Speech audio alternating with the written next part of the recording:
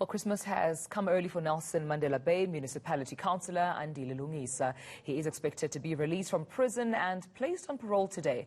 This after just 2 months of his 3-year sentence. Lungisa was found guilty of assaulting a DA councillor with a glass jug back in 2016. But let's get more details on his release from the Correctional Services Singabakho Nxumalo. Mr. Nxumalo, thank you for your time and a warm good morning to you. I think this announcement came quite as a surprise to many. Take us through what processes then were followed to qualify for this parole. A very good morning and thank you for having us. It's important, I think, to explain to the viewers how we got to the point where we are. As Mr. Lungisa was sentenced to 3 years and 1 year suspended, meaning that he needed to serve 2 years of that particular sentence. He served about 16 days of that before he was granted bail, as he was appealing that particular conviction and the sentence. And when that appeal failed, he then needed to come back to our facility then to serve the remainder of that particular sentence. And he then came back, he started serving that sentence. He then started embarking on various programs in line with our rehabilitation. And we needed then to look at Section 737A of Correctional Services Act, which stipulates that a person must serve the minimum required time before is considered for parole placement. But that must be read together with the Criminal Procedure Act Section 276 1I, which then says any sentence below 5 years, a person needs to serve at least 1/6 of that before any consideration is made. So he had served that 1/6, and then we then assessed him. Then he was deemed fit that he could be placed on parole. But we must explain that it's not the end of the sentence. He will now have to serve the remainder of that sentence in the system of community corrections, where there are conditions that we'll have to comply with. We understand, Mr. Nxumalo, that equally, according to your statement, that the special remission of sentences granted by President Cyril Ramaphosa just last year also further contributed in reducing Mr. Andile Lungisa's sentence.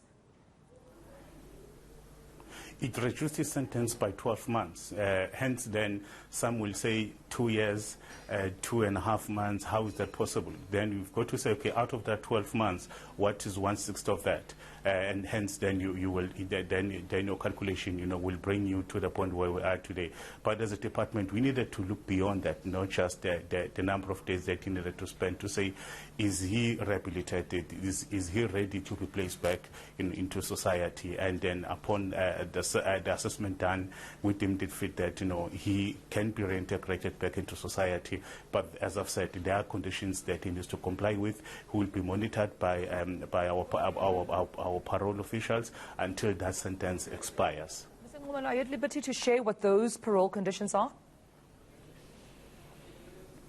We do not divulge those to the public in general, as they're like a contract between the parolee and the department. But all in all, those conditions are there, one, to assist in managing the risk, which might still be there. Number two, to also assist the parolee to reintegrate back into society, but also for people out there to assist that particular person to start living a normal life. Unfortunately, from time to time, you will find people using those conditions as a way, like trying to disadvantage that person, by doing all sorts of things. The moment they see this person walking down the street, they will say all sorts of things. Hence, then we always appeal to say, when a person is placed on parole, it is a responsibility even for that particular community to assist this person to say, he's now back, let him start living a normal life, let him be given space to contribute positively towards the well-being of that particular community. And just before I let you go then, should these parole conditions be violated, what are the consequences? Our act is very clear in terms of that, to say you've got to look at the violation, and then the parole board will then assess the extent to which, or look at the seriousness of that violation. And if it's serious enough, and then a decision could be taken that the person must come back to serve the remainder of the sentence behind bars. But everything gets assessed, and if there is evidence that indeed violations are quite severe, then a person unfortunately will have to be taken back. But if it's something minor that perhaps a person penalty of some sort, could be issued, that is done. But we have parole officers who are responsible for that.